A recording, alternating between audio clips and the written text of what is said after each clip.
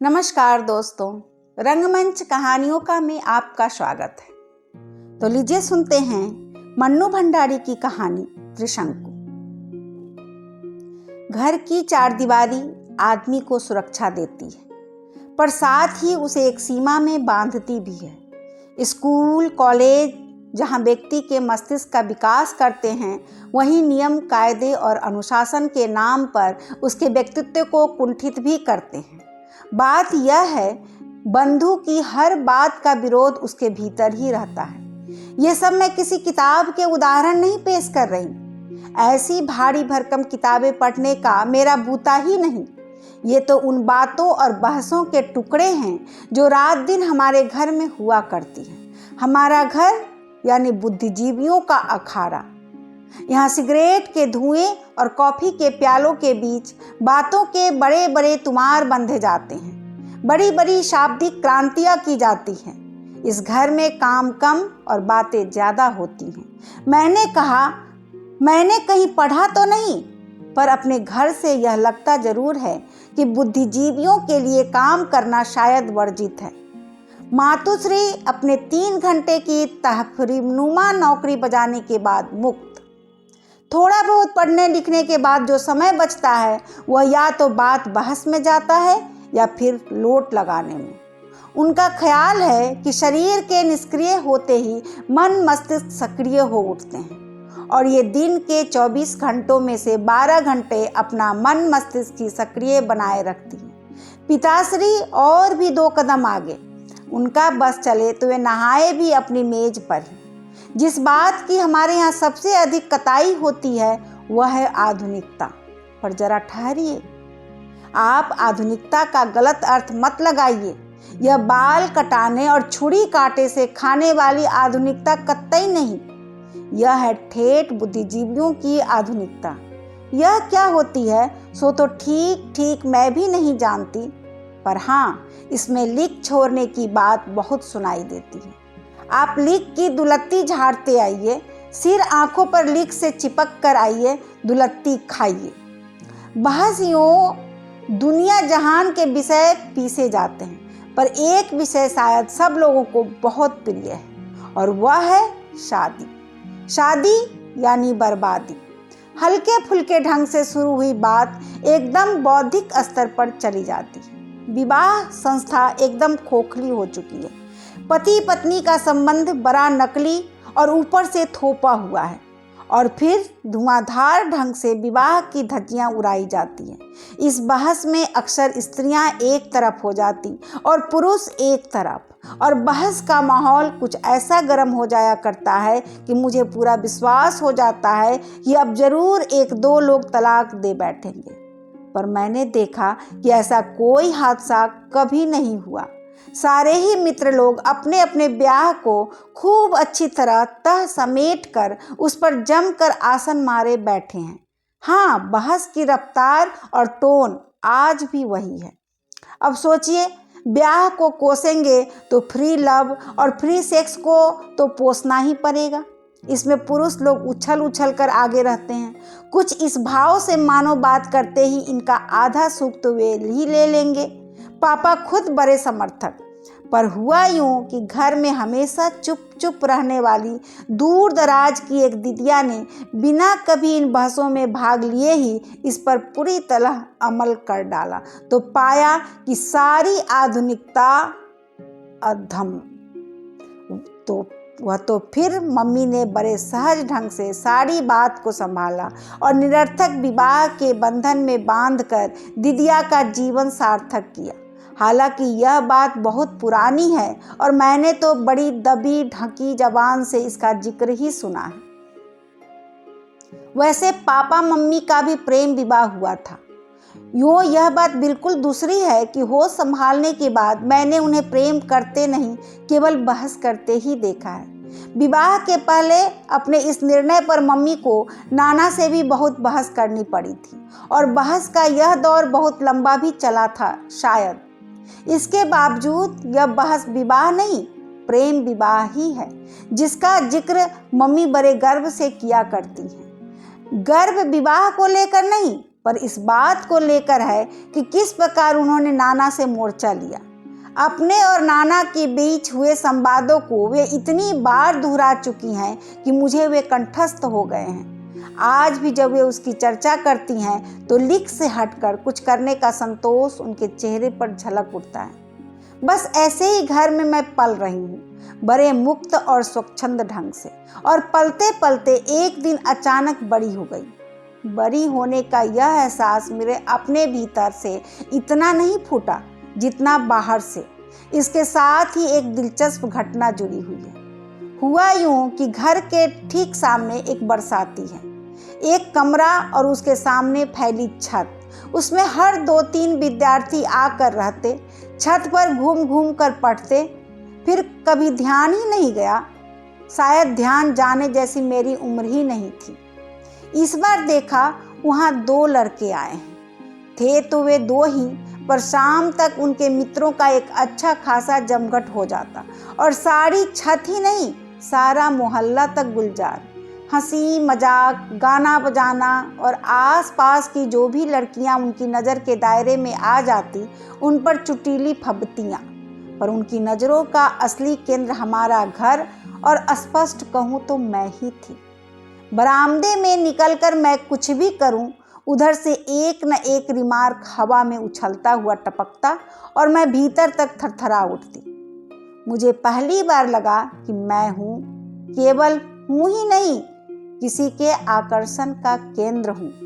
ईमानदारी से कहूँ तो अपने होने का पहला एहसास बड़ा रोमांचक लगा और अपनी ही नज़रों में मैं नई हो उठी, नई और बड़ी। अजीब सी स्थिति थी। जब वे फप्तियाँ कसते तो मैं गुस्से से भन्ना जाती। हालांकि उनकी फप्तियों में अशिष्टता कहीं नहीं थी तो केवल मन को सहलाने वाली एक चुहल। पर जब वे नहीं होते या होकर भी आपस में ही मशगूल रहते तो मैं प्रतीक्षा करती रहती। एक अनाम सी बेचैनी भीतर ही भीतर कसमसाती रहती। आलम यह है कि हर हालत में ध्यान वहीं अटका रहता और मैं कमरा छोड़कर बरामदे में ही टंगी रहती। पर इन लड़कों के इस हल्ले गुल्ले वाले व्यवहार ने मोहल्ले वालों की नींद जरूर हराम कर दी। हमारा मोहल्ला यानी हाथरस, खुर्जा के लालाओं की बस्ती, जिनके घरों में किशोरी लड़कियां थीं, वे बाहें चढ़ा चढ़ाकर दांत और लात तोड़ने की धमकियां दे रहे थे, क्योंकि सबको अपनी लड़कियों का भविष्य खतरे में जो दिखाई दे रहा था। मोहल्ले में इतनी सरगर्मी और मेरे मम्मी पापा को कुछ पता ही नहीं। बात असल में यह है कि इन लोगों ने अपनी स्थिति एक द्वीप जैसी बना रखी है, सबके बीच रहकर भी सबसे अलग। एक दिन मैंने मम्मी से कहा, मम्मी ये जो सामने लड़के आए हैं ना, जब देखो मुझ पर रिमार्क पास करते हैं। मैं चुपचाप नहीं सुनूंगी, मैं भी यहाँ से जवाब दूंगी। कौन लड़के? मम्मी ने आश्चर्य से पूछा। कमाल है, मम्मी को कुछ पता नहीं। मैंने कुछ खींच और कुछ फुलक के मिले जुले स्वर में सारी बात बताई, पर मम्मी पर कोई विशेष प्रतिक्रिया नहीं हुई। बताना कौन है ये लड़के? बड़े ठंडे लहजे में उन्होंने कहा और फिर पढ़ने लगी। अपना छेड़ा जाना मुझे जितना सनसनीखेज लग रहा था, उस पर मम्मी की ऐसी उदासीनता मुझे अच्छी नहीं लगी। कोई और माँ होती तो फेंटा कसकर निकल जाती और उनकी 7 पुस्तों को ताड़ देती, पर मम्मी पर जैसे कोई असर ही नहीं। दोपहर ढले लड़कों की मजलिस छत पर जमी तो मैंने मम्मी को बताया, देखो ये लड़के हैं जो सारे समय इधर देखते रहते हैं और मैं कुछ भी करूं उस पर फब्तियां कसते हैं। पता नहीं मेरे कहने में ऐसा क्या था कि मम्मी एकटक मेरी ओर देखती रही, फिर धीरे से मुस्कुराई। थोड़ी देर छत वाले लड़कों का मुआयना करने के बाद बोली, कॉलेज के लड़के मालूम होते हैं, पर ये तो एकदम बच्चे हैं। मन हुआ कहूँ कि मुझे बच्चे नहीं तो क्या बूढ़े छेड़ेंगे, पर तभी मम्मी बोली, कल शाम को इन लोगों को चाय पर बुला लेते हैं और तुमसे दोस्ती करवा देते हैं। मैं तो अवाक, तुम इन्हें चाय पर बुलाओगी? मुझे जैसे मम्मी की बात पर विश्वास ही नहीं हो रहा था। हाँ, क्यों, क्या हुआ? अरे यह तो हमारे जमाने में होता था कि मिल तो सकते नहीं, बस दूर से ही फब्तियां कस कस कर तसल्ली करो। अब तो जमाना बदल गया। मैं तो इस विचार मात्र से ही पुलकित लगा। मम्मी सचमुच कोई ऊंची चीज है। ये लोग हमारे घर आएंगे और मुझसे दोस्ती करेंगे। एकाएक मुझे लगने लगा कि मैं बहुत अकेली हूँ और मुझे किसी की दोस्ती की सख्त आवश्यकता है। इस मोहल्ले में मेरा किसी से विशेष मेल जोल नहीं और घर में केवल मम्मी पापा के दोस्त ही आते हैं। दूसरा दिन मेरा बहुत ही संशय में बीता। पता नहीं मम्मी अपनी बात पूरी भी करती है या यूं ही रौ में कह गई और बात खत्म। शाम को मैंने याद दिलाने के लिए ही कहा, मम्मी तुम सचमुच ही उन लड़कों को बुलाने जाओगी? सब तो मेरे यही थे, वरना भाव तो था मम्मी का, जाओ ना प्लीज। और मम्मी सचमुच ही चली गई। मुझे याद नहीं मम्मी 2-4 बार से अधिक मोहल्ले में किसी के घर गई हो। मैं सांस रोक कर उनके लौटने की प्रतीक्षा करती रही। एक विचित्र सी थिरकन में अंग प्रत्यंग में महसूस कर रही थी। कहीं मम्मी साथ ही लेती आई तो, कहीं वे मम्मी से बदतमीजी से पेश आए तो, पर नहीं, वे ऐसे लगते तो नहीं है। कोई घंटे भर बाद मम्मी लौटी, बेहद प्रसन्न। मुझे देखते ही उनकी तो सिट्टी पिट्टी ही गुम हो गई। उन्हें लगा अभी तक तो लोग अपने अपने घरों से ही उनके लात दांत तोड़ने की धमकी दे रहे थे। मैं जैसे सीधे घर ही पहुंच गई उनके हड्डी पसली एक करने। पर फिर तो इतनी खातिर की बेचारों ने कि बस। बड़े ही स्वीट बच्चे हैं, बाहर से आए हैं, हॉस्टल में जगह नहीं मिली इसलिए कमरा लेकर रह रहे हैं। शाम को जब पापा आएंगे तो बुलवा लेंगे। प्रतीक्षा में समय इतना बोझिल हो जाता है, यह भी मेरा पहला अनुभव था। पापा आए तो मम्मी ने बड़े उमंग से सारी बात बताई। सबसे कुछ अलग करने का संतोष और गर्व उनके हर शब्दों में से जैसे छलक पड़ रहा था। पापा ही कौन पीछे रहने वाले थे। उन्होंने सुना तो वे भी प्रसन्न। बुलाओ लड़कों को, अरे खेलने खाने दो और मस्ती मारने दो बच्चों को। मम्मी पापा को अपनी आधुनिकता तुष्ट करने का एक जोरदार अवसर मिल रहा था। नौकर को भेजकर उन्हें बुलवाया गया तो अगले ही क्षण सब हाजिर। मम्मी ने बड़े कायदे से परिचय करवाया और हेलो हाई का आदान प्रदान हुआ। तनु बेटे, अपने दोस्तों के लिए चाय बनाओ। धत तेरे की, मम्मी के दोस्त आए तब भी तनु बेटा चाय बनाए और उसके दोस्त आए तब भी। पर मन मार कर उठी। चाय पानी होता रहा, खूब हंसी मजाक भी चला। वे सफाई पेश करते रहे कि मोहल्ले वाले झूठ मूठ ही उनके पीछे पड़े रहते हैं। वे तो ऐसा कुछ भी नहीं करते, जस्ट फॉर फन कुछ कर दिया, वरना सबका कोई मतलब नहीं। पापा ने बढ़ावा देते हुए कहा, अरे इस उम्र में तो यह सब करना ही चाहिए। हमें मौका मिले तो आज भी करने से बाज ना आए। हंसी की एक लहर यहाँ से वहाँ तक दौड़ गई। कोई 2 घंटे बाद वे चलने लगे तो मम्मी ने कहा, देखो इसे अपना ही घर समझो, जब इच्छा हो चले आया करो। हमारी तनु बिटिया को अच्छी कंपनी मिल जाएगी, कभी तुम लोगों से कुछ पढ़ भी लिया करेगी। और देखो कुछ खाने पीने का मन हुआ करे तो बता दिया करना, तुम्हारे लिए बनवा दिया करूँगी। और वे लोग पापा के खुलेपन और मम्मी की आत्मीयता और स्नेह पर मुग्ध होते हुए चले गए। बस जिससे दोस्ती करवाने के लिए उन्हें बुलाया गया था, यह बेचारी इस तमाशे की मात्र दर्शक भर ही बनी रही। उनके जाने के बाद बड़ी देर तक उनको लेकर ही चर्चा होती रही। अपने घर की किशोरी लड़की को छेड़ने वाले लड़कों को घर बुलाकर चाय पिलाई जाए और लड़की से दोस्ती करवाई जाए, यह सारी बात ही बड़ी थ्रिलिंग और रोमांचक लग रही थी। दूसरे दिन से मम्मी हर आने वाले से इस घटना का उल्लेख करती। वर्णन करने में पटु मम्मी नीरस से नीरस बात को भी ऐसा दिलचस्प बना देती है, फिर तो यह बात ही बड़ी दिलचस्प थी। जो सुनता वही कहता, वाह यह हुई न कुछ बात। आपका बड़ा स्वस्थ दृष्टिकोण है इन चीज़ों के प्रति। वरना लोग बातें तो बड़ी बड़ी करेंगे पर बच्चों को घोट कर रखेंगे, और जरा सा शक सुबह हो जाए तो बाकायदा जासूसी करेंगे। और मम्मी इस प्रशंसा से निहाल होती हुई कहती, और नहीं तो क्या, मुक्त रहो और बच्चों को मुक्त रखो। हम लोगों को बचपन में यह मत करो, यहाँ मत जाओ कह कर कितना बांधा गया था। हमारे बच्चे तो कम से कम इस घुटन के शिकार ना हो। पर मम्मी का बच्चा उस समय एक दूसरी ही घुटन का शिकार हो रहा था, और वह यह कि जिस नाटक की हीरोइन उसे बनना था उसकी हीरोइन मम्मी बन बैठी। खैर, इस सारी घटना का परिणाम यह हुआ कि उन लड़कों का व्यवहार एकदम ही बदल गया। जिस शराफत को मम्मी ने उन पर लाद दिया उसके अनुरूप व्यवहार करना उनकी मजबूरी बन गई। अब जब भी वे अपनी छत पर मम्मी पापा को देखते तो अदब में लपेट कर एक नमस्कार, और मुझे देखते तो मुस्कान में लपेट कर एक हाई उछाल देते। फब्तियाँ की जगह बाकायदा हमारा वार्तालाप शुरू हो गया, बड़ा खुला और बेझिझक वार्तालाप।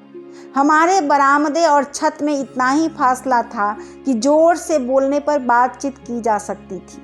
हाँ, यह बात जरूर थी कि हमारी बातचीत सारा मोहल्ला सुनता था और काफ़ी दिलचस्पी से सुनता था। जैसे ही हम लोग चालू होते, पास पड़ोस की खिड़कियों में 4-6 सिर और धर आकर चिपक जाते। मोहल्लों में लड़कियों के प्रेम प्रसंग न हो ऐसी बात तो थी ही नहीं।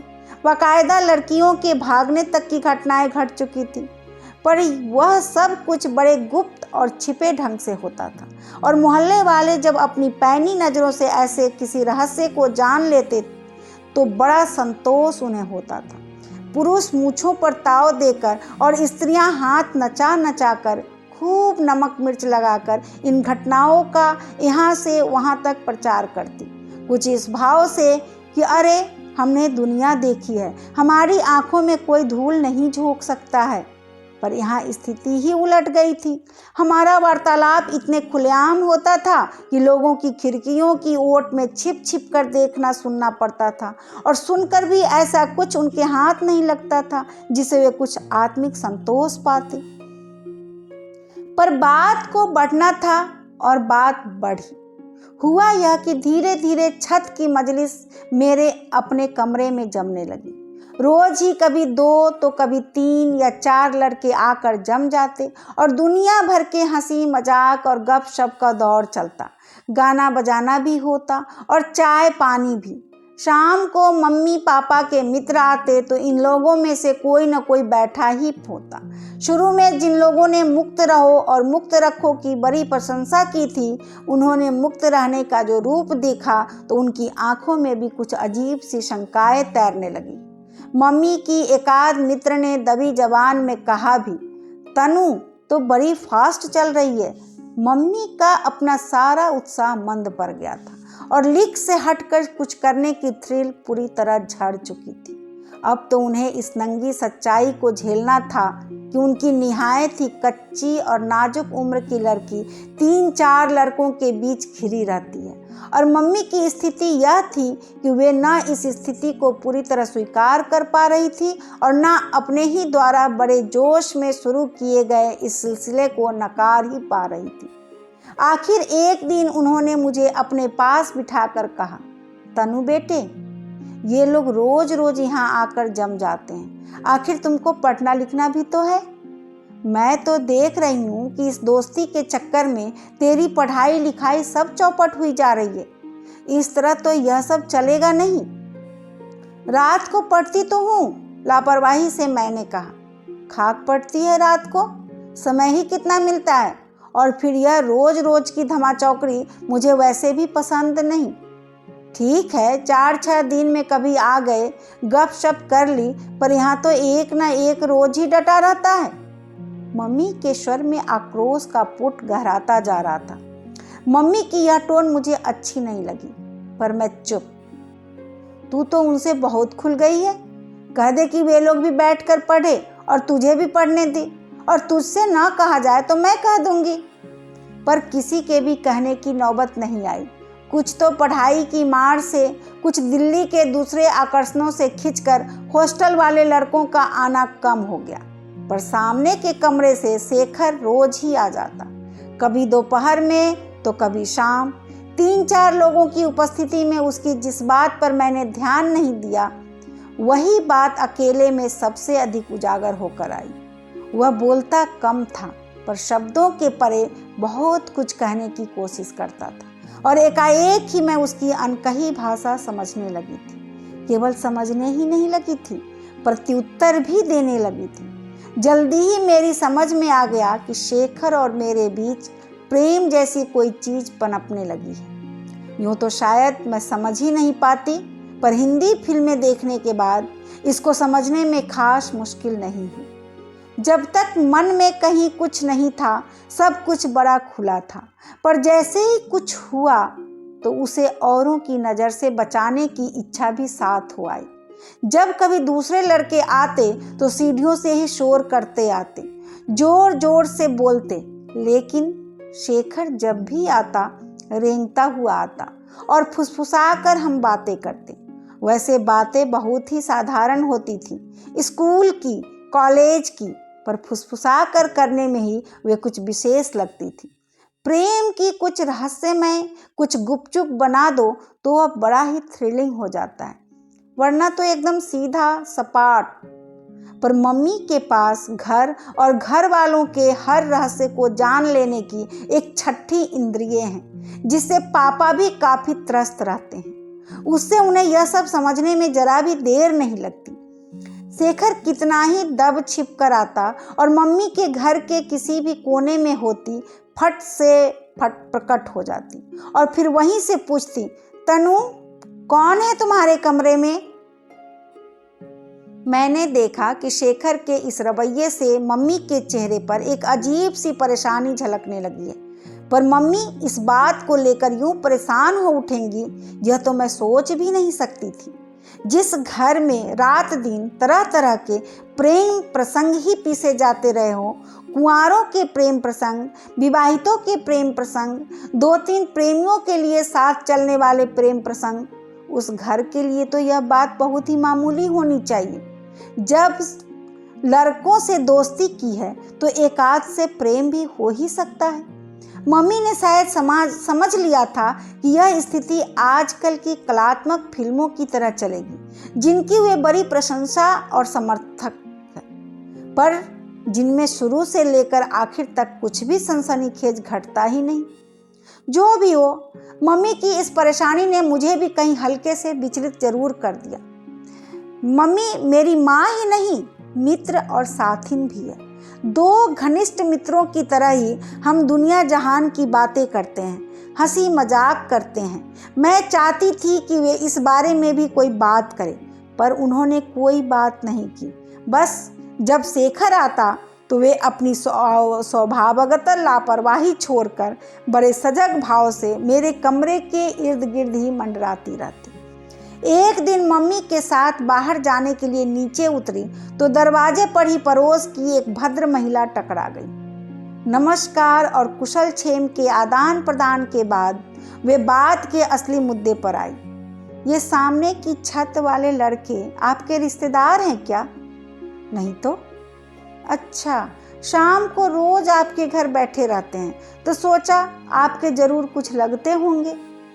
तनु के दोस्त हैं। मम्मी ने कुछ ऐसी लापरवाही और निसंकोच भाव से यह वाक्य उछाला कि बेचारी तीर निशाने पर न लगने का गम लिए ही लौट गई। वे तो लौट गई, पर मुझे लगा कि इस बात का सूत्र पकड़कर ही मम्मी अब जरूर मेरी थोड़ी धुनाई कर देंगी। कहने वाली का तो कुछ न बना, पर मेरा कुछ बिगाड़ने का हथियार तो मम्मी के हाथ में आ ही गया। बहुत दिनों से उनके अपने मन में कुछ उमड़ घुमड़ तो रहा ही है, पर मम्मी ने इतना ही कहा, लगता है इनके अपने घर में कोई धंधा नहीं है, जब देखो दूसरे के घर में चोंच गड़ाए बैठे रहते हैं। मैं आश्वस्त ही नहीं हुई, बल्कि मम्मी की ओर से इसे हरा सिग्नल समझकर मैंने अपनी रफ्तार कुछ और तेज कर दी, पर इतना जरूर किया कि शेखर के साथ 3 घंटों में से 1 घंटा जरूर पढ़ाई में गुजारती। वह बहुत मन लगाकर पढ़ता और पढ़ाता, मैं बहुत मन लगाकर पढ़ती। हाँ, बीच बीच में वह कागज की छोटी छोटी पर्चियों पर कुछ ऐसी पंक्तियां लिखकर थमा देता कि मैं भीतर तक झंझना जाती। उसके जाने के बाद भी उन पंक्तियों के वे शब्दों के पीछे के भाव मेरी रग रग में सनसनाते और मैं उन्हीं में डूबी रहती। मेरे भीतर अपनी ही एक दुनिया बनती जा रही थी, बड़ी भरी पूरी और रंगीन। आजकल मुझे किसी की जरूरत ही महसूस नहीं होती। लगता जैसे मैं अपने में ही पूरी हूँ। हमेशा साथ रहने वाली मम्मी भी आउट होती जा रही है और शायद यही कारण है कि इधर मैंने मम्मी पर ध्यान देना ही छोड़ दिया है। रोजमर्रा की बातें तो होती हैं, पर केवल बातें ही होती हैं, उसके परे कुछ नहीं, कुछ भी नहीं। दिन गुजरते जा रहे थे और मैं अपने में ही डूबी, अपनी दुनिया में और गहरे धंसती जा रही थी, बाहर की दुनिया से एक तरह से बेखबर सी। एक दिन स्कूल से लौटी, कपड़े बदले, शोर शराबे के साथ खाना मांगा, मीन मेघ के साथ खाया और जब कमरे में घुसी तो मम्मी ने लेटे लेटे ही बुलाया, तनु इधर आओ। पास आई तो पहली बार ध्यान गया कि मम्मी का चेहरा तमतमा रहा है। मेरा माथा ठनका। इन्होंने साइड टेबल पर से एक किताब उठाई और उसमें से कागज की 5-6 पर्चियां सामने कर दी। तौबा, मम्मी से कुछ पढ़ना था, सो जाते समय उन्हें अपनी किताब दे गई थी। गलती से शेखर की लिखी पर्चियां उसी में रह गई। तो इस तरह चल रही है शेखर और तुम्हारी दोस्ती? यही पढ़ाई होती है? यहाँ बैठकर यही सब करने के लिए आता है वह? मैं चुप। जानती हूँ, गुस्से में मम्मी को जवाब देने से बढ़कर मूर्खता और कोई नहीं। तुमको छूट दी, आज़ादी दी, पर इसका यह मतलब तो नहीं कि तुम इसका नाजायज फायदा उठाओ। मैं फिर भी चुप। बित्ते भर की लड़की और कर्तव्य देखो इसके। जितनी छूट दी उतने ही पैर पसरते जा रहे हैं इसके। एक झापड़ दूंगी तो सारा रोमांस झड़ जाएगा। दो। इस वाक्य पर मैं एकाएक तिलमिला उठी, तमक कर नजरें उठाई और मम्मी की तरफ देखा। पर यह क्या? यह तो मेरी मम्मी नहीं है। न यह तेवर मम्मी का है, न यह भाषा। फिर भी यह सारे वाक्य बहुत परिचित से लगा यह सब मैंने कहीं सुना है। और खटाक से मेरे मन में कौंधा, नाना। पर नाना को मरे तो कितने साल हो गए, ये फिर जिंदा कैसे हो गए? और वह भी मम्मी के भीतर, जो होश संभालने के बाद हमेशा उनसे झगड़ा ही करती रही, उनकी हर बात का विरोध ही करती रही। मम्मी का नानाई लहजे वाला भाषण काफी देर तक चालू रहा, पर वह सब मुझे कहीं से भी छू नहीं रहा था। बस कोई बात झकझोर रही थी, तो यही कि मम्मी के भीतर नाना कैसे आ बैठे। और फिर घर में एक विचित्र सा तनावपूर्ण छा गया, मौन छा गया, खासकर मेरे और मम्मी के बीच। नहीं, मम्मी तो घर में रही ही नहीं, मेरे और नाना के बीच। मैं मम्मी को अपनी बात समझा भी सकती हूँ, उनकी बात समझ भी सकती हूँ, पर नाना, मैं तो इस भाषा से भी अपरिचित हूँ और इस तेवर से भी। बात करने का प्रश्न ही कैसे उठता। पापा जरूर मेरे दोस्त हैं, पर बिल्कुल दूसरी तरह के। शतरंज खेलना, पंजा लड़ाना और जो फरमाइश मम्मी पूरी ना करे उनसे पूरी करवा लेना। बचपन में उनकी पीठ पर लदी रहती थी और आज भी बिना किसी झिझक के उनकी पीठ पर लद कर अपनी हर इच्छा पूरी करवा लेती। पर इतने माय डियर दोस्त होने के बावजूद अपनी निजी बातें मैं मम्मी के साथ ही करती आई और वहाँ एकदम सन्नाटा। मम्मी को पटखनी देकर नाना पूरी तरह उन पर सवार जो हैं। शेखर को मैंने इशारे से ही लाल झंडी दिखा दी थी, सो वह भी नहीं आ रहा और शाम का समय है कि मुझसे काटे नहीं कटता। कई बार मन हुआ कि मम्मी से जाकर बात करूं और साफ साफ पूछूं कि तुम इतना बिगड़ क्यों रही हो। मेरी और शेखर की दोस्ती के बारे में तुम जानती तो हो, मैंने तो कभी कुछ छिपाया नहीं, और दोस्ती है तो सब तो होगा ही। तुम क्या समझ रही थी कि हम भाई बहन की तरह? पर तभी ख्याल आता है कि मम्मी है ही कहाँ जिनसे जाकर यह सब कहूँ। 4 दिन हो गए मैंने शेखर की सूरत तक नहीं देखी। मेरे हल्के से इशारे से ही उस बेचारे ने तो घर क्या छत पर आना भी छोड़ दिया। हॉस्टल में रहने वाले उसके साथी भी छत पर ना दिखाई दिए, न घर ही आए। कोई आता तो कम से कम उसका हालचाल ही पूछ लेती। मैं जानती हूँ वह बेवकूफ़ी की हद तक भावुक है। उसे तो ठीक से यह भी नहीं मालूम कि आखिर यहाँ हुआ क्या है। लगता है मम्मी के गुस्से की आशंका मात्र से ही उसके हौसले पस्त हो गए थे। वैसे कल से मम्मी के चेहरे का तनाव कुछ ढीला जरूर हुआ है। 3 दिन से जमी हुई शक्ति जैसे पिघल गई हो। पर मैंने तय कर लिया है कि बात अब मम्मी ही करेगी। सवेरे नहा धोकर मैं दरवाजे के पीछे अपनी यूनिफॉर्म प्रेस कर रही थी। बाहर मेज पर मम्मी चाय बना रही थी और पापा अखबार में सिर गराए बैठे थे। मम्मी को शायद मालूम ही नहीं पड़ा कि मैं कब नहाकर बाहर निकल आई।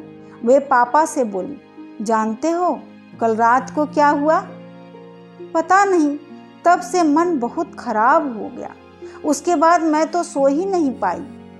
मम्मी के स्वर की कोमलता से मेरा हाथ जहां का तहां थम गया और कान बाहर लग गए। आधी रात के करीब मैं बाथरूम जाने के लिए उठी। सामने छत पर घुप अंधेरा छाया हुआ था। अचानक एक लाल सितारा सा चमक उठा। मैं चौंकी। गौर से देखा तो धीरे धीरे एक आकृति उभर आई। शेखर छत पर खड़ा सिगरेट पी रहा था। मैं चुपचाप लौट आई। कोई 2 घंटे बाद फिर गई तो देखा वह उसी तरह छत पर टहल रहा था। बेचारा, मेरा मन जाने कैसा हो आया। तनु भी कैसी बुझी बुझी रहती है। फिर जैसे अपने को ही धिक्कारती सी बोली, पहले तो छूट दो और जब आगे बढ़े तो खींच कर चारों खाने चित्त कर दो। यह भी कोई बात हुई भला? राहत की एक गहरी निश्वास मेरे भीतर से निकल पड़ी। जाने कैसा आवेग मन में उमड़ा कि इच्छा हुई दौड़ कर मम्मी के गले से लग जाऊं। लगा जैसे अरसे के बाद मेरी मम्मी लौट कर आई हो। पर मैंने कुछ नहीं कहा, बस अब खुलकर बात करूंगी। 4 दिन से न जाने कितने प्रश्न मन में घुमर रहे थे। अब क्या? अब तो मम्मी है और उनसे तो कम से कम सब कुछ पूछा जा सकता है, कहा जा सकता है। घर पहुंचकर तो देखा तो अवाक। शेखर हथेलियों से सिर थामे कुर्सी पर बैठा है और मम्मी उसी कुर्सी के हत्थे पर बैठी उसकी पीठ और माथा सहला रही है। मुझे देखते ही बड़े सहज स्वाभाविक स्वर में बोली, देखा इस पगले को? 4 दिन से ये साहब कॉलेज नहीं गए हैं, ना ही कुछ खाया पिया है। अपने साथ इसका भी खाना लगवाना। और फिर मम्मी ने खुद बैठकर बड़े स्नेह से मनुहार कर करके उसे खाना खिलाया। खाने के बाद कहने पर भी शेखर ठहरा नहीं। मम्मी के प्रति कृतज्ञता के बोझ से झुका झुका ही वह लौट गया और मेरे भीतर खुशी का ऐसा ज्वार उमड़ा कि अब तक के सोचे सारे प्रश्न उसी में बिला गए। सारी स्थिति को समय पर आने में समय तो लगा, पर आ गई। शेखर ने भी अब 1-2 दिन छोड़कर आना शुरू किया और आता भी तो अधिकतर हम पढ़ाई लिखाई की ही बात करते। अपने किए पर शर्मिंदगी प्रकट करते हुए उसने मम्मी से वायदा किया कि वह अब कोई ऐसा काम नहीं करेगा जिससे मम्मी को शिकायत हो। जिस दिन वह नहीं आता मैं 2-3 बार थोड़ी थोड़ी देर के लिए अपने बरामदे से ही बात कर लिया करती। घर की अनुमति और सहयोग से यूं सरेआम चलने वाले इस प्रेम प्रसंग में मोहल्ले वालों के लिए भी कुछ नहीं रह गया था और उन्होंने इस जानलेवा जमाने के नाम 2-4 लानते भेजकर किसी गुल खिलने तक के लिए अपनी दिलचस्पी को स्थगित कर दिया था। लेकिन एक बात मैंने जरूर देखी, जब भी शेखर शाम को कुछ ज़्यादा देर बैठ जाता या दोपहर में भी आता तो मम्मी के भीतर नाना कसमसाने लगते और उनकी प्रतिक्रिया मम्मी के चेहरे पर झलकने लगती। मम्मी भरसक कोशिश करके नाना को बोलने तो नहीं देती, पर उन्हें पूरी तरह हटा देना भी शायद मम्मी के बस की बात नहीं रह गई थी। हाँ, यह प्रसंग मेरे और मम्मी के बीच में अब रोज़मर्रा की बातचीत का विषय जरूर बन गया था। कभी ये मजाक में कहती, यह तो तेरा शेखर है ना, बड़ा लजा सा लड़का है। अरे इस उम्र के लड़कों को चाहिए घूमे फिरे मस्ती मारे, क्या मुहर्रमी सी सूरत बनाए मजनू की तरह छत पर टंगा रहा सारे समय इधर ही ताकता रहता है। मैं केवल हंस देती, कभी बड़ी भावुक होकर कहती, तू क्यों नहीं समझती बेटे कि तुझे लेकर कितनी महत्वाकांक्षाएं हैं मेरे मन में, तेरे भविष्य को लेकर कितने सपने संजो रखे हैं मैंने। मैं हंस कर कहती, मम्मी तुम भी कमाल करती हो, अपनी ज़िंदगी को लेकर भी तुम सपने देखो और मेरी ज़िंदगी के सपने भी तुम ही देख डालो, कुछ सपने मेरे लिए भी छोड़ दो। कभी वे समझाने के लहजे में कहती, देखो तनु अभी तुम बहुत छोटी हो, अपना सारा ध्यान पढ़ने लिखने में लगाओ और दिमाग से ये उल्टे सीधे फितूर निकाल डालो। ठीक है बड़े हो जाओ तो प्रेम भी करना और शादी भी। मैं तो वैसे भी तुम्हारे लिए लड़का ढूंढने वाली नहीं हूँ, अपने आप ही ढूंढना, पर इतना अकल तो आ जाए कि ढंग का चुनाव कर सको। अपने चुनाव के रिजेक्शन को मैं समझ जाती और पूछती, अच्छा मम्मी बताओ, जब तुमने पापा को चुना था तो वह नाना का पसंद था? मेरा चुनाव? अपनी सारी पढ़ाई लिखाई खत्म करके 25 साल की उम्र में चुनाव किया था मैंने, खूब सोच समझकर और अकल के साथ, समझी? मम्मी अपनी बौखलाहट को गुस्से में छिपा कर कहती, उम्र और पढ़ाई लिखाई ये दो ही तो ऐसे मुद्दे हैं जिस पर मम्मी मुझे जब तब डांटती रहती है। पढ़ने लिखने में मैं अच्छी थी और रही उम्र का सवाल, सो उसके लिए मन होता कि कहूँ, मम्मी तुम्हारी पीढ़ी जो काम 25 साल की उम्र में करती थी हमारी उसे 15 साल की उम्र में ही करेगी, इसे तुम क्यों नहीं समझती? पर चुप रह जाती। नाना का जिक्र तो चल ही पड़ा है, कहूँ ये जी जाग उठे तो। छमाई परीक्षाएं पास आ गई थी और मैंने सारा ध्यान पढ़ने में लगा दिया था, सबका आना और गाना बजाना एकदम बंद। इन दिनों मैंने इतनी जमकर पढ़ाई की कि मम्मी का मन प्रसन्न हो गया, शायद कुछ आश्वस्त भी। आखिरी पेपर देने के पश्चात लग रहा था कि एक बोझ था जो हट गया है। मन बेहद हल्का होकर कुछ मस्ती मारने को कर रहा था। मैंने मम्मी से पूछा, मम्मी कल शेखर और दीपक पिक्चर जा रहे हैं, मैं भी साथ चली जाऊं? आज तक मैं इन लोगों के साथ कभी घूमने नहीं गई थी, पर इतनी पढ़ाई करने के बाद अब इतनी छूट तो मिलनी ही थी। मम्मी एक क्षण मेरा चेहरा देखती रही, फिर बोली, इधर आ, यहाँ बैठ, तुझसे कुछ बात करनी है। मैं जाकर बैठ गई, पर यह न समझ आया कि इसमें बात करने को क्या है। हाँ कहो या ना, लेकिन मम्मी को बात करने का मर्ज जो है, उनकी तो हाँ ना भी 50-60 वाक्यों में लिपटी बिना नहीं निकल सकती। तेरे इम्तहान खत्म हुए, मैं तो खुद पिक्चर का प्रोग्राम बना रही थी। कौन सी पिक्चर देखना चाहती हैं? क्या उन लोगों के साथ जाने में क्या है? मेरे स्वर में इतनी खींच भरी हुई थी कि मम्मी एकटक मेरा चेहरा ही देखती रह गई। तनु तुझे पूरी छूट दे रखी है बेटे, पर इतनी ही तेज चल कि मैं भी साथ चल सकूं। तुम साफ कहो ना कि जाने दोगी या नहीं, बेकार की बातें। मैं भी साथ चल सकूं, तुम्हारे साथ चल सकने की बात भला कहाँ से आ गई? मम्मी ने पीठ सहलाते हुए कहा, साथ तो चलना ही पड़ेगा, कभी औंधे मुंह गिरी तो उठाने वाला भी तो चाहिए ना। मैं समझ गई कि मम्मी नहीं जाने देंगी, पर इस तरह प्यार से मना करती है तो झगड़ा भी तो नहीं किया जा सकता। बहस करने का सीधा सा मतलब है कि उनका बघारा हुआ दर्शन सुनो, यानी 50 मिनट की एक क्लास। पर मैं कतई नहीं समझ पाई कि जाने में आखिर हर्ज क्या है। हर बात में ना नुकुर। कहाँ तो कहती थी कि बचपन में यह मत करो, यहाँ मत जाओ कहकर हमको बहुत डांटा गया था, और खुद अब वही सब कर रही है। देख लिया इनकी बड़ी बड़ी बातों को। मैं उठी और दंदनाती हुई अपने कमरे में आ गई।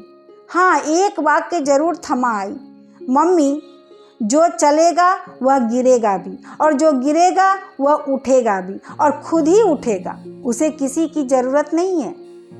पता नहीं मेरी बात की उन पर प्रतिक्रिया हुई या उनके अपने मन में ही कुछ जागा कि शाम को उन्होंने खुद शेखर और उसके कमरे पर आए। तीनों चारों लड़कों को बुलवाकर मेरे ही कमरे में मजलिस जमवाई और खूब गरम गरम खाना खिलाया। कुछ ऐसा रंग जमा कि मेरा दोपहर वाला आक्रोश धुल गया। इम्तिहान खत्म हो गए थे और मौसम सुहाना था। मम्मी का रवैया भी अनुकूल सा था। दोस्ती का स्थगित हुआ सिलसिला फिर शुरू हो गया और आजकल तो जैसे इसके सिवाय कुछ रह ही नहीं गया था। पर फिर एक झटका। उस दिन मैं अपनी सहेली के घर से लौटी तो मम्मी को सख्त आवाज़ सुनाई दी, तनु इधर आओ तो। आवाज़ से ही लगा कि यह खतरे की सिग्नल है। एक क्षण को मैं सकते में आ गई। पास गई तो चेहरा पहले की तरह सख्त। तुम शेखर के कमरे में जाती हो? मम्मी ने बंदूक दागी। समझ गई कि पीछे गली में से किसी ने अपना कर्तव्य कर दिखाया। कब से जाती हो?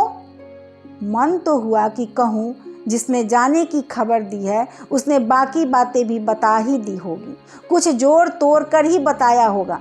पर मम्मी जिस तरह भभक रही थी उसमें चुप रहना ही बेहतर समझा। वैसे मुझे मम्मी के इस गुस्से का कोई कारण समझ में नहीं आ रहा था। 2-3 बार यदि मैं थोड़ी थोड़ी देर के लिए शेखर के कमरे पर चली गई तो ऐसा क्या गुनाह हो गया। पर मम्मी का हर काम सकारण तो होता नहीं, बस वे तो मूड पर ही चलती हैं। अजीब मुसीबत थी। गुस्से में मम्मी से बात करने का कोई मतलब नहीं और मेरी चुप्पी मम्मी के गुस्से को और भड़का रही थी। याद नहीं है मैंने शुरू में ही तुम्हें मना कर दिया था कि तुम उनके कमरे पर कभी नहीं जाओगी। 3-3 घंटे वह यहाँ धुनी रमा कर बैठता है, उसमें जी नहीं भरा है तुम्हारा? दुख, क्रोध और आतंक की परतें उनके चेहरे पर गहरी होती जा रही थी और मैं समझ नहीं पा रही थी कि कैसे उन्हें सारी स्थिति समझाऊं। वह तो बेचारे सामने वालों ने मुझे बुलाकर आगाह कर दिया। जानती है, यह सिर आज तक किसी के सामने झुका नहीं, पर वहाँ मुझसे आंख नहीं उठाई गई। मुंह दिखाने लायक मत रखना हमको कहीं भी। सारी गली में थू थू हो रही है, नाक कटा कर रख दी। गजब, इस बार तो सारा मोहल्ला ही बोलने लगा। मम्मी के भीतर से आश्चर्य है कि जो मम्मी आज तक अपने आसपास से बिल्कुल कटी हुई थी, जिसका मजाक ही उड़ाया करती थी, आज कैसे उसके सुर में सुर मिलाकर बोल रही है। मम्मी का भाषण बदस्तूर चालू, पर मैंने तो अपने कान के स्विच ही ऑफ कर लिए। जब गुस्सा ठंडा होगा मम्मी अपने में लौट आएंगी तब समझा दूंगी। मम्मी इस छोटी सी बात को तुम नाहक इतना तूल दे रही हो। पर जाने कैसे डोज ले आई है इस बार कि उनका गुस्सा ठंडा ही नहीं हो रहा है। और हुआ यह कि अब उनके गुस्से से मुझे गुस्सा चिढ़ने लगा। फिर एक घर में एक अजीब सा तनाव बढ़ गया। इस बार मम्मी ने शायद पापा को भी सब कुछ बता दिया है। कहा तो उन्होंने कुछ नहीं, वे शुरू से ही इस सारे मामले में आउट ही रहे, पर इस बार उनके चेहरे पर भी एक अनकहा सा तनाव दिखाई जरूर दे रहा है। कोई 2 महीने पहले जब इस तरह की घटना हुई थी तो मैं भीतर तक सहम गई थी, पर इस बार मैंने तय कर लिया है कि इस सारे मामले में मम्मी को यदि नाना बनकर ही व्यवहार करना है तो मुझे फिर भी मम्मी की तरह ही मोर्चा लेना होगा उनसे, और मैं ज़रूर लूँगी।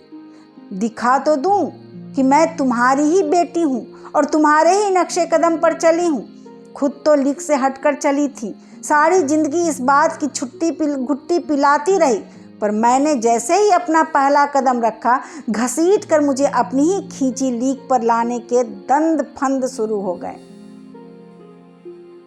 मैंने मन में ढेर तर्क सोच डाले कि एक दिन बाकायदा मम्मी से बहस करूंगी। साफ साफ कहूंगी कि मम्मी, इतने ही बंधन लगाकर रखना था तो शुरू से वैसे पालती, क्यों झूठ मूठ आज़ादी देने की बातें करती सिखाती रही।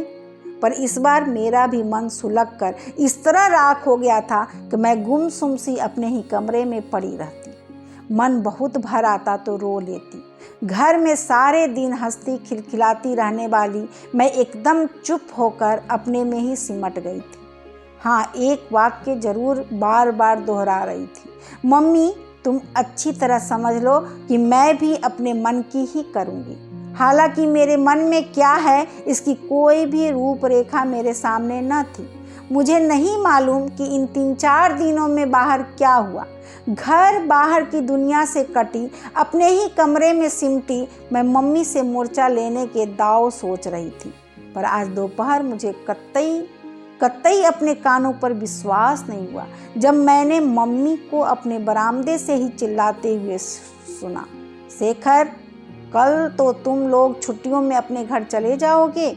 आज शाम अपने दोस्तों के साथ खाना इधर ही खाना। नहीं जानती किस जद्दोजहद से गुजरकर मम्मी इस स्थिति पर पहुंची होंगी और रात को शेखर, दीपक और रवि के साथ खाने की मेज पर डटा हुआ था। मम्मी उतने ही प्रेम से खाना खिला रही थी। पापा वैसे ही खुले ढंग से मजाक कर रहे थे, मानो बीच में कुछ घटा ही नहीं। अगल बगल की खिड़कियों में 2-4 सिर चिपके हुए थे। सब कुछ पहले की तरह बहुत सहज स्वाभाविक हो उठा था। केवल मैं इस सारी स्थिति से एकदम तटस्थ यही सोच रही थी कि नाना पूरी तरह नाना थे, 100%, और इसी से मम्मी के लिए लड़ना कितना आसान हो गया होगा। पर इन मम्मी से लड़ा भी कैसे जाए जो एक पल नाना होकर जीती है तो एक पल मम्मी होकर। अभी आप सुन रहे थे मन्नू भंडारी की कहानी त्रिशंकु। सपोर्ट के लिए धन्यवाद।